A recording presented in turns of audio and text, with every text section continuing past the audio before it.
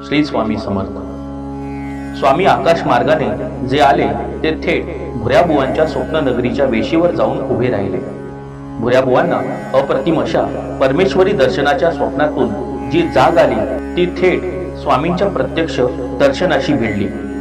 स्वामींनी एकमुखी श्री दत्तात्रयाचे दर्शन दिले आणि भुऱ्याबुवा संतुष्ट झाले।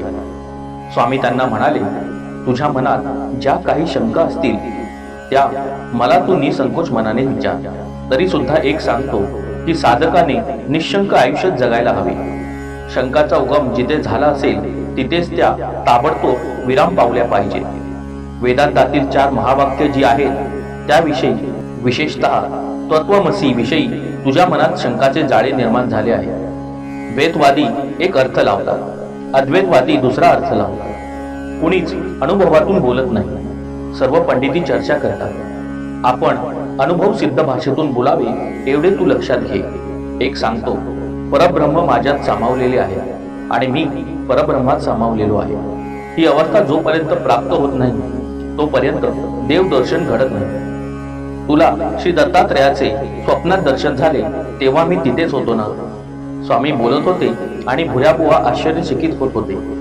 त्यांची आता खात्रीच पटली की स्वामी समर्थ श्री दत्तावतारी आहे।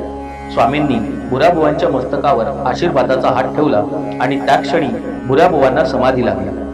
त्या समाधी अवस्थेत ते खूप वेळ होते। नंतर स्वामींनी त्यांच्या माथ्यावर पुन्हा हात ठेवला आणि भुऱ्याबुवा समाधीतून जागे झाले। ते स्वामींची मुक्तपणे स्तुती करीत बोलू लागले, धरिली दत्त चरण कमळे, नेत्र भरले प्रेमाक्षु जाळे, अहो विश्वेश्वरा संशय जाळे, तोडून केले मजमुक्त। हा सोहळा पाहायला अवघी द्वारका नगरी जमली होती। लोकांनी स्वामींचा जय जयकार केला। स्वामींच्या भोवती प्रचंड गर्दीचा वेढा पडला। द्वारकेला स्वामींच्या रूपात श्री कृष्णानंद झाला होता। श्री स्वामी समर्थ।